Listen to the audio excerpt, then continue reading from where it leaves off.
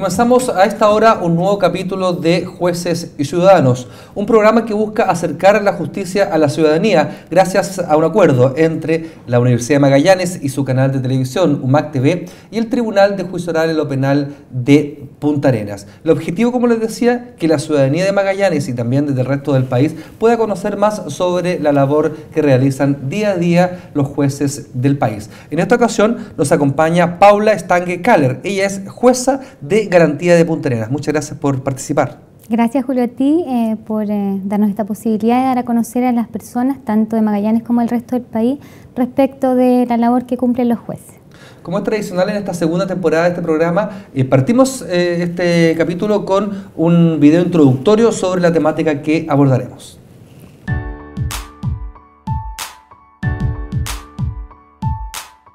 De ser dignos. De convivir con nuestras diferencias. De cuidarnos. De ser felices. Tu derecho es una obligación. Toda persona tiene derecho a un recurso sencillo, rápido y efectivo ante los tribunales competentes, que la ampare contra actos que violen sus derechos fundamentales, aun cuando tal violación sea cometida por personas que actúen en ejercicio de sus funciones oficiales. Quiero contar mi historia con respecto a las ISAPRES. En particular, yo nunca había ocupado prácticamente los beneficios de la ISAPRE. Llegó un día de que tuve una lesión de menisco, y tuve que recurrir al ISAPRE. Entonces, ¿cuál fue mi sorpresa? De que al momento de requerir por primera vez al ISAPRE, ellos me suben el plan que había tenido por un montón de años. O sea, ¿qué significó esto? De que yo ya no era una persona para ellos conveniente, me da la impresión, o querían que yo pague mis operaciones con mi propio plan, aumentándolo. Me indignó, me sentí vulnerado en mis derechos, sabía de que estaba en boga el tema de los recursos de protección contra las ISAPRES y presentamos el recurso en forma sin patrocinio de abogado. Lo hicimos solo y la Corte lo acogió porque ellos dijeron, en una carta que te envían, dicen, te vamos a aumentar el plan, pero si es que no te gusta, te ofrecemos otro, pero era uno que no tenía ningún beneficio para mí. Y es algo totalmente hasta ilegal, diría yo.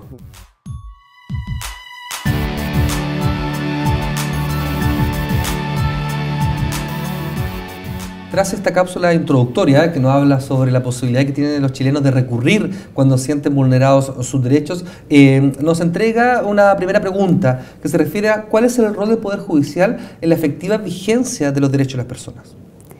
El rol del Poder Judicial, desde mi perspectiva al menos, tiene distintas aristas. Las principales, efectivamente, es que las personas puedan recurrir a los tribunales por una efectiva tutela de sus derechos. Esto quiere decir que se amplía la gama, en definitiva, de las posibilidades del ciudadano de solicitarle a la autoridad que actúe. Puede ser en el ámbito civil, que puede ser más relacionado con lo que veíamos, en el ámbito de la protección de los derechos fundamentales, que tiene que ver con el orden constitucional e internacional.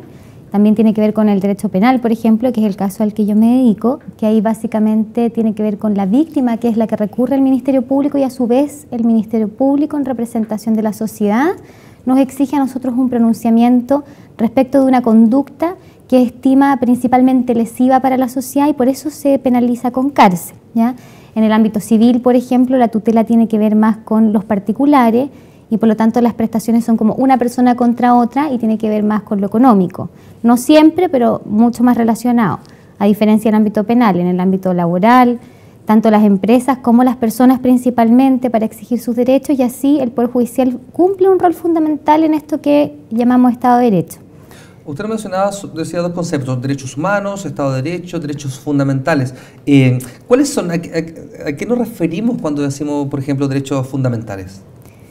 Mira, eso me parece importante precisar que existía como una diferencia entre derechos humanos y derechos fundamentales antiguamente, que decía relación con que los derechos humanos eran los que estaban en los tratados internacionales y los derechos fundamentales eran aquellos que se recogían por las constituciones.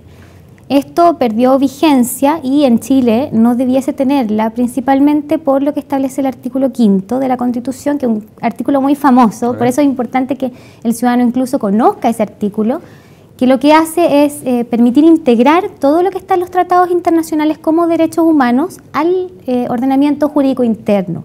Y a través de eso, entonces el Poder Judicial específicamente, pero el Estado en general, asume como labor fundamental la protección de estos derechos, que es una amplia gama de derechos.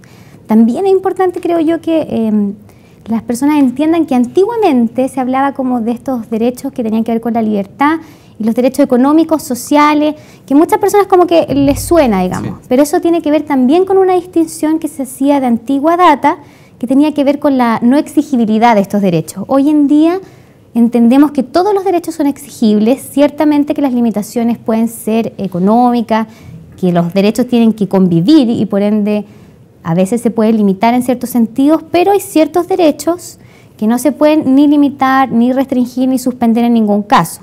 Otros que sí, pero siguen siendo derechos humanos. Lo otro que me gustaría decir importante, que no todo es derecho humano, porque también está muy de moda que este es mi derecho humano. Exacto. Y no todo es derecho humano, existen catálogos, los catálogos no son taxativos, no significa que no pueda en el futuro existir otra categorización que entre dentro de estos derechos humanos, pero tampoco cualquier cosa es derecho humano. ¿Cuáles son en la actualidad de este catálogo de derechos? En la actualidad los catálogos tenemos que recurrir, si queremos verlo como en términos prácticos acá en Chile, en la Constitución, vamos al artículo 19.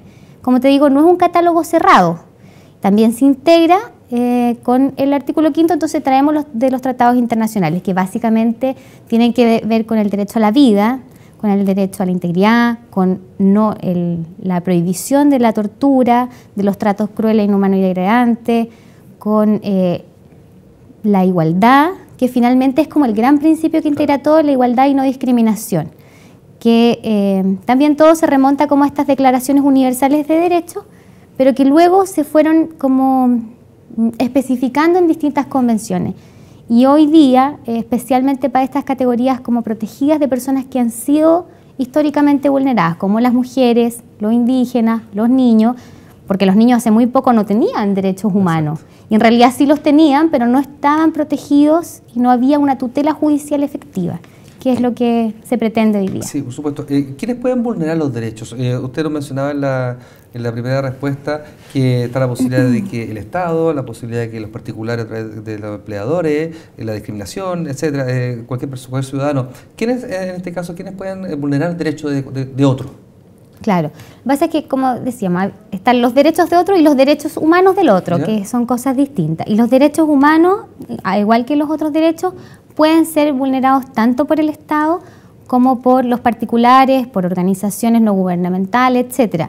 Incluso por las personas jurídicas. Lo que pasa es que ahí el tema tiene que ver con la responsabilidad y cómo se hace exigible esta responsabilidad.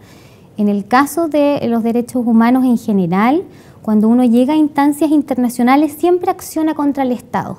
Y eso es muy importante saberlo porque finalmente, al final del día de la carrera esta de vulneraciones de derechos que te pueden hacer, el Estado es el que no te protegió. Perfecto. El Estado es el que está obligado a proteger los derechos humanos. Entonces, en la medida en que es distinto que otro derecho, por eso está la diferencia. Por ejemplo, un derecho común y corriente, si no te lo vulneran, yo te demando a ti, tú a mí, y hasta ahí llegamos. Pero un derecho humano, yo puedo demandar al Estado porque finalmente no me prestó la protección de vida y puedo llegar a una corte interamericana, por ejemplo, para defender ese derecho. Entonces, el último destinatario de una vulneración es el Estado. Pero siempre te lo puede vulnerar cualquiera como en el origen del problema. Sí. Usted lo mencionaba de los recursos internacionales, de la posibilidad que tienen los ciudadanos de acudir a estas instancias.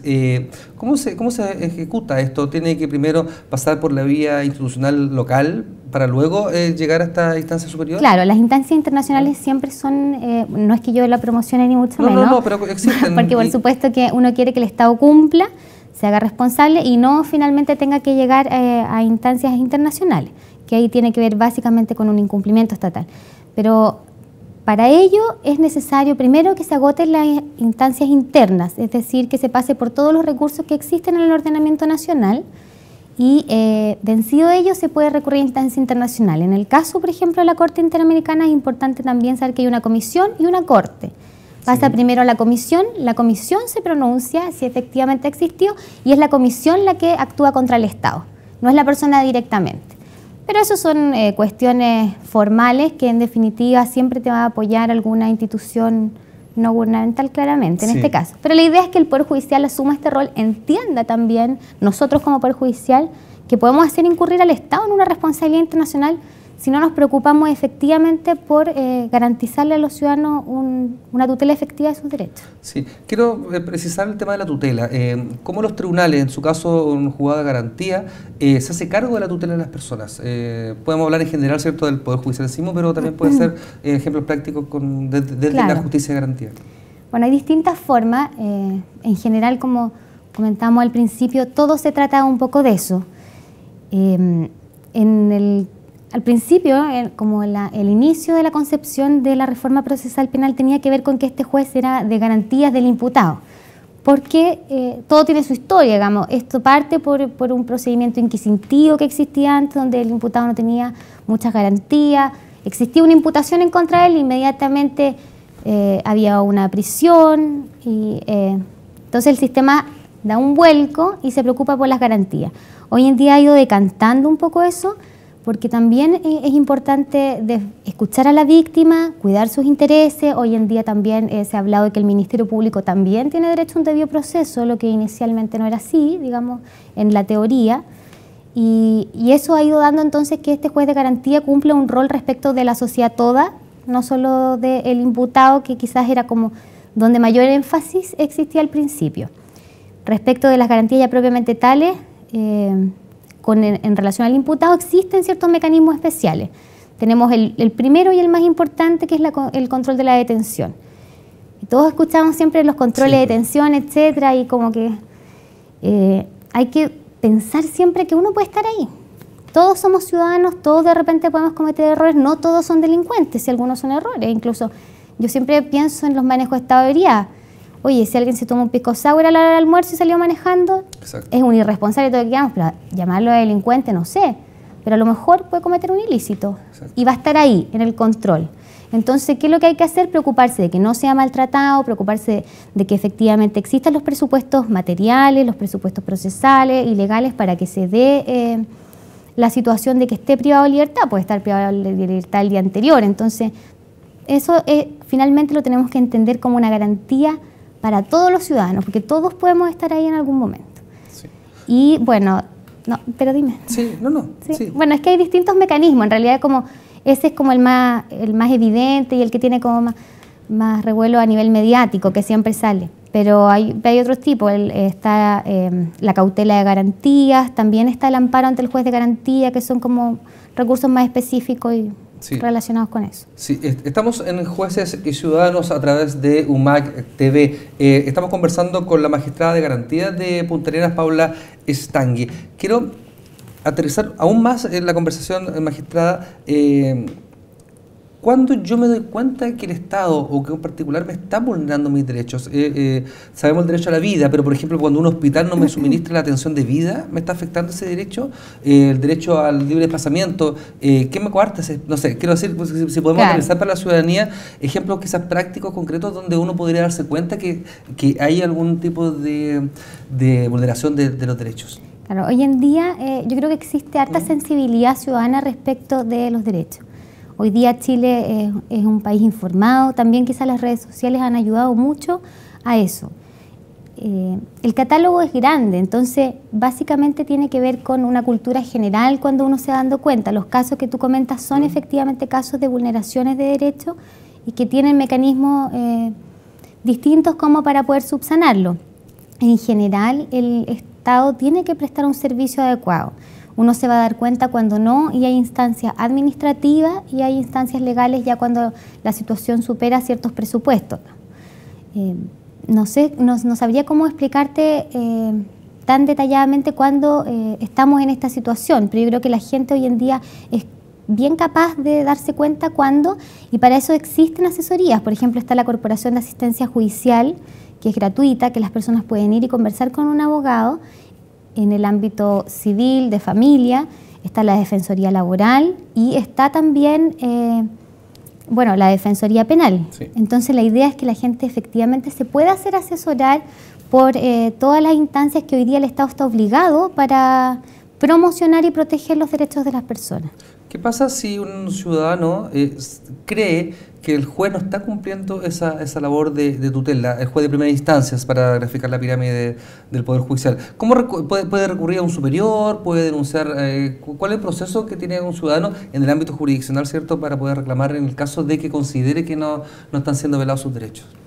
También existen distintas instancias. Yo creo que lo primero que tiene que saber el ciudadano es que hoy en día nadie no tiene un superior, nadie tiene control. Estamos en un Estado de Derecho donde todos estamos siendo controlados. Ni el presidente de la República está ajeno a control, los parlamentarios no están ajenos a control, todos estamos sujetos a un control. Por lo tanto, si yo me siento vulnerado a mis derechos o pasado a llevar, es importante que sepa y busque el mecanismo adecuado para poder solucionarlo. En el caso de los jueces, hay como dos líneas grandes, digamos, una que tiene que ver con el área jurisdiccional propiamente tal. Si el juez falló, me dio una razón. Puede ser que a mí no me gustó, sí, digamos, pero me dio una razón y resolvió un incidente. En ese caso están los recursos de apelación, va a depender de la resolución. También los recursos de nulidad o recurso incluso de reposición ante el mismo juez, que eso no le gusta a nadie porque en general el juez vuelve a fallar lo mismo. Pero en estos tribunales que son colegiados a veces no. Porque si se presenta la reposición por escrito puede ser que le toque a otro juez, claro, y ahí puede cambiar. Pero básicamente tiene que ver con eso. La apelación y la nulidad, eso se ve en la Corte de Apelaciones. Y el otro lado que te digo, si ya tú sientes que el juez te maltrata o efectivamente hay otros temas, ¿cierto? Claro, ahí derechamente uno puede, por ejemplo, yo creo que lo más sencillo es ir a hablar con el ministro visitador del tribunal. Todos los tribunales tienen afuera un papelito que dice ministro visitador y sale el nombre. Entonces uno pide audiencia en la Corte y le expone la situación. Por cierto que es una cuestión más administrativa, tiene que ver con, como te digo, con un maltrato ya y no con que no me guste la resolución. Sí. Pero es importante clarificar que todos los ciudadanos que podemos llegar a un tribunal tanto como imputado, como víctima, como testigo, ¿cierto?, en el ámbito penal o como actor dentro de los demás, está la posibilidad de recurrir, ¿cierto?, y de llegar a una instancia superior en el caso que no estamos satisfechos por la decisión, como por el trato o el comportamiento que tenían, ¿cierto?, los funcionarios judiciales, no solo el juez, sino también todas las personas que trabajan dentro de un tribunal. Usted, magistrada, nos hablaba de que la gente puede recurrir. Existen recursos que se llaman, que son instancias, ¿cierto?, que superan al juez de primera instancia, y conocemos dos que son los que mayormente aparecen en los medios de comunicación: el recurso de protección y también el recurso de amparo. Me gustaría si podemos desarrollar un poco esta idea para que la gente sepa para qué existe cada uno, si son diferentes, si en algún minuto se topan, no sé. Claro. El recurso de amparo y el recurso de protección, básicamente el de amparo ante la Corte de Apelaciones, que es el preventivo, tiene que ver básicamente con este tema de recurrir ante una vulneración a la libertad o a la seguridad. Y se ve, bueno, como la Corte, igual que el recurso de protección. El recurso de protección, como derechos que pueden estar vulnerados, tiene que ver con el catálogo del artículo 19 y ciertos derechos ahí pueden ser tutelados, que es el que se ocupa, por ejemplo, en el tema de la ISAPRES, que es lo que veíamos en la cápsula. Que ahí, a través de una construcción jurisprudencial, en definitiva, se le da protección a las personas. A mí no me gusta el recurso de amparo. El habeas corpus es un recurso que está prácticamente en todas las legislaciones, muy necesario, por cierto, y tiene que ver con privaciones ilegales, arbitrarias de la libertad o de la seguridad individual. Y el otro, a mí lo que no me gusta hoy en día, que quizás fue construido en otra época, digamos, como hablábamos también de que los derechos hoy día tienen que tener protección. Las personas tienen que tener una tutela judicial efectiva y si no podemos incluso recurrir a instancias internacionales. Entonces el recurso de protección es bien precario en este país, como está regulado legalmente, y la Corte lo que ha hecho es, con las herramientas de interpretación, tratar de ampliar esto y darle protección a las personas, y a través del recurso, o sea, el derecho a la propiedad es como derecho incorporal, entonces todas las cosas son como un derecho a la propiedad que yo tengo sobre otros derechos. Lo que no tiene mucho sentido realmente, porque hoy en día, con la calidad de los juristas que hay en este país, se podría elaborar algo mejor, digamos, como acceso a los ciudadanos respecto a su justicia. Pero son las posibilidades más conocida, además la puede presentar cualquier ciudadano ante la Corte, no tiene ninguna formalidad, no se requiere abogado, lo que también efectivamente hace que sea un recurso que se pueda utilizar, porque siempre están estas barreras de entrada que tienen que ver con lo económico, con la asesoría legal. Sí, claro. O sea, si yo necesito un abogado para presentar este recurso, ya me está limitando mi derecho que a no hacerlo. Es el caso. Claro. Entonces acá uno necesita ir y con un papel y un lápiz por fax, dice la ley, pero bueno, puede ser por email hoy en día, o por algún otro medio. Sí, bueno, el Poder Judicial tiene en su página web incluso la posibilidad de ingresar recursos, ¿cierto?, por la vía digital. Hay un concepto, usted es jueza penal, jueza de garantía, hay un concepto que se ha hecho público en el último tiempo, que se habla de la indemnización por errores judiciales. La gente reclama porque en algún minuto pasa detenida en prisión preventiva gran parte de la investigación del Ministerio Público, pero posteriormente sale absuelta. Viendo la posibilidad de los errores o de la vulneración de derechos, ¿cómo podríamos graficar una situación así que pasa muy seguido, ¿cierto? Que en algunos casos los jueces de garantía, por los argumentos que entrega el Ministerio Público y la defensa, determina que una persona tiene que pasar en prisión preventiva la investigación, pero luego otro tribunal, en otra instancia, ¿cierto? Pero en la misma instancia, pero con una composición distinta, con 3 jueces, determinan que las pruebas no son suficientes para condenar. Para explicarle a la ciudadanía, ¿qué pasa ahí? ¿Hay un error? ¿No hay un error? ¿El sistema funciona para que sean los mismos tribunales los que puedan corregir, ¿cierto?, estas diferencias? Claro, yo creo que es un tema complicado y son 2 temas distintos. Primero está el tema de la prisión preventiva, que efectivamente se puede decretar por un juez de garantía, porque en ese estadio procesal o en ese momento, digámoslo de alguna forma más sencilla, el Ministerio Público tiene ciertos antecedentes que dan cuenta de que la persona puede ser efectivamente la que participó en el delito y además existen ciertos elementos que acreditan la existencia de este delito. Entonces, se decreta la prisión preventiva. Y luego puede ser que en el transcurso del mismo proceso, el mismo juez de garantía u otro lo deje en libertad o incluso, como dices tú, pase al tribunal oral y luego sea absuelto. Lamentablemente, hay ciertas cosas que son costos de vivir en sociedad. La sociedad diseñó un sistema procesal que está orientado básicamente hacia la libertad, lo que conversábamos antes, y en general el margen de error es bastante pequeño, casi no tiene margen de error, es muy pequeño. Porque queremos que la gente esté libre, mejor que un delincuente esté libre, ¿cierto?, que un inocente esté preso.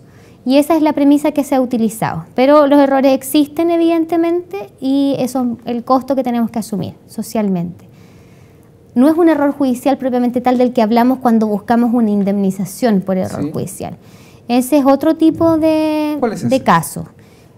Yo la verdad nunca he visto uno en la práctica profesional que me ha tocado, pero se tienen que dar una serie de elementos que finalmente, por ejemplo, una persona llega a resultar condenada y luego de esa condena pasa años privado de libertad o un tiempo privado de libertad pero condenado. Y en ese caso pueden haberse cometido ciertos errores, pero no de valoración de la prueba, sino que errores como los que señalamos antes, que incluso podrían dar después para responsabilidades administrativas de los mismos jueces, digamos.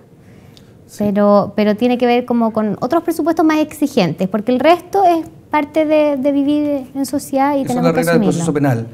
Claro, y cumpliéndose los requisitos, tampoco se puede exigir que al inicio, por ejemplo, en un control de la detención, llega un tipo detenido o una señora detenida, qué sé yo, el Ministerio Público tenga todas las pruebas, pero no las va a tener. Entonces ahí hay que ponderar. Claro, bueno, y ahí chocan, no son derechos, pero son intenciones, ¿cierto?, de la ciudadanía de que la persona imputada en una primera instancia pase presa o quede detenida y el derecho fundamental de la persona también a tener un juicio justo y que las condiciones sean las necesarias para la investigación, que eso es lo que busca finalmente la persona. Y también por eso, cuando conversamos de que los derechos humanos tampoco son absolutos, tienen que ver con ciertas limitaciones, en este caso, por ejemplo, la seguridad nacional o la seguridad pública en este caso, o pudiese ser otro tipo de circunstancias que invocar al Estado que hacen restringir, en este caso, particularmente adecuada la restricción porque está normado por una ley, que es el Código Procesal Penal en definitiva, y que establece ciertos requisitos mediante los cuales, a través de una resolución judicial, se priva de libertad a una persona. Entonces, mientras sea así, existen los controles y errores, claro, pueden haber, pero como te digo, son mínimos.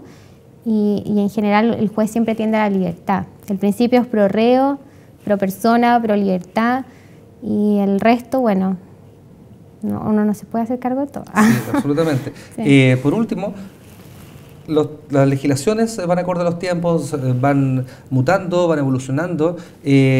A su juicio, ¿cuáles son los vacíos que en la actualidad podemos encontrar en la legislación o en el comportamiento orgánico, ¿cierto?, de este país que puedan identificar la necesidad de un cambio? En una de las respuestas anteriores usted nos decía en las víctimas, por ejemplo, en el sistema penal. Claro, eso se ha ido fortaleciendo el rol de la víctima, la necesidad de escucharlo y incluso hay algunos proyectos que pretenden darle asesoría a la víctima. Asesoría legal ya de parte del Estado hacia la víctima, no desde el Poder Judicial. Evidentemente un juez no puede ser el abogado de ninguna parte, digamos. Lo que hay que hacer es tomar una decisión. Pero sí escuchar a la víctima, siempre estar pendiente que esté citada a las audiencias y si quiere decir algo, bueno, está en su derecho, digamos, independiente que venga sin asistencia letrada. Ahora, en general, con respecto de la protección de los derechos, también, como lo decía al comienzo, a mí me parece que el recurso de protección pudiese ser mejorado, integrarlo más con la legislación internacional para que efectivamente exista una tutela de los derechos.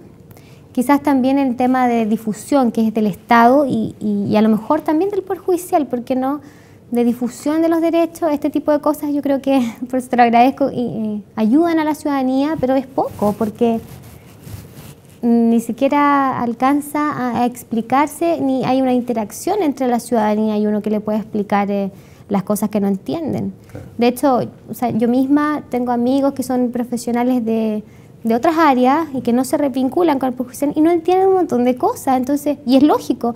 Imagínate personas que además no tienen estudio universitario, me imagino que más difícil todavía, o respecto de las propias víctimas en los casos de violencia contra las mujeres, en el caso de las violencias contra los niños, contra los indígenas. Ellos necesitan más instancias y en eso puede trabajar el Poder Judicial como el Estado en general. Bueno, miles de reformas podríamos estar hablando. Absolutamente. Sí. Pero esta es una instancia y UMAC TV y el Tribunal de Justicia Oral Penal de Punta Arenas así lo entienden. Le queremos dar las gracias a la magistrada del Juzgado de Garantía de Punta Arenas, Paula Stange-Kaller, por participar en este nuevo capítulo de Jueces y Ciudadanos. Muchas gracias. Muchas gracias a ti. Nos reencontramos en un próximo capítulo. Hasta pronto.